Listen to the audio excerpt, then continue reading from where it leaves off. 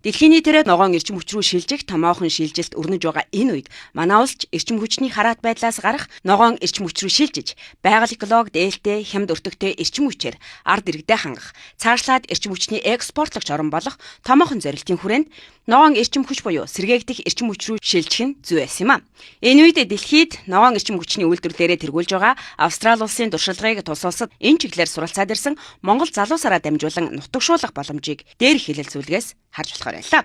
Түүнчлэн Австрали улсаас Монгол улсад суугаа онц бөгөөд бүрэн ирэхэд элчин сайд энэхүү бодлого зорилтыг дэмжиж байгаа нь талархууштай байлаа. Тус улсын тухайд ногоон эрчим хүч буюу сэргээгдэх эрчим хүчний хэрэглээнд шилжихэд төр улсын бодлого юун дээр анхааран ажиллаж байгаа тухайд Австрали улс өөрөө энэ шилжилтээ хийхдээ бүх салбар хоорондын хамтын ажиллагааг хангаж хийж байгаа. Ганц одоо нарны эрчим хүчээс салхиных биш, тийм ээ, усных биш. Бас дээрэс нь үүнд одоо нөгөө эрдэс баялаг нь яаж тусалж байгаа, уул уурхай нь яаж тусалж байгаа, яаж эднэр хамтарч ээж энэ өөрчлөлтүүд хийгдэх вэ гэдгийг бол яхаарахгүй ихсэн харж үзэж байгаа. Тэр ч утгаараа энэ бол нэлээд цогцуул ажиллагаа.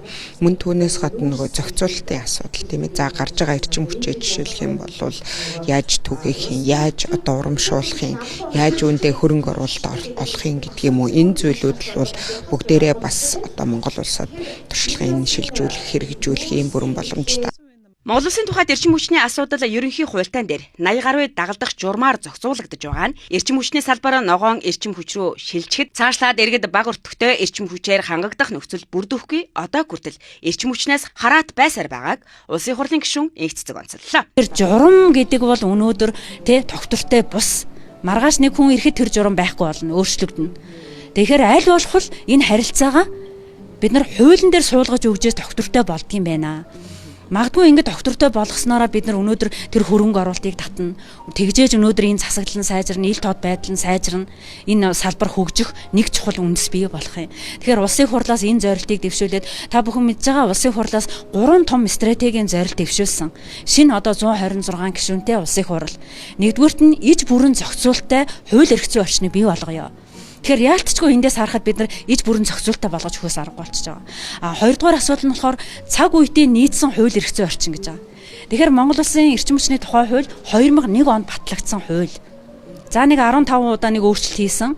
Тэгэхээр бодоо 2001 оны хууль өнөөдөр 24 оны эрэлт хэрэгцээг хангана гэдэг нь эргэлзээтэй. Тэгэхээр яалчгүй бид нар цаг үетэй нийцүүлэх хэрэгтэй байна. 3 дахь асуудал болохоор хүний эрхийг дээдлсэн хуультай болёо гэсэн. Тэгэхээр ерөөсөө эрчим хүчний салбарын одоо гол чухал асуудал бол ерөөсөө л хэрэглэгч.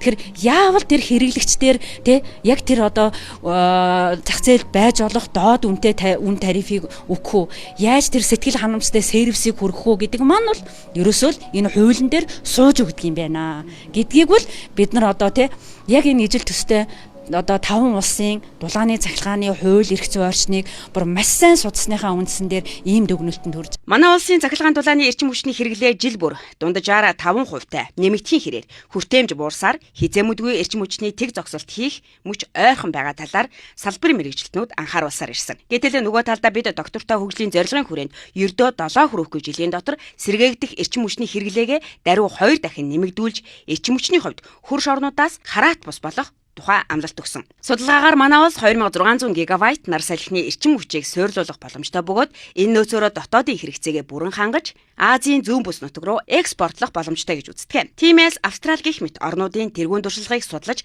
хамтран ажиллах нь чухал алхам болох юм а.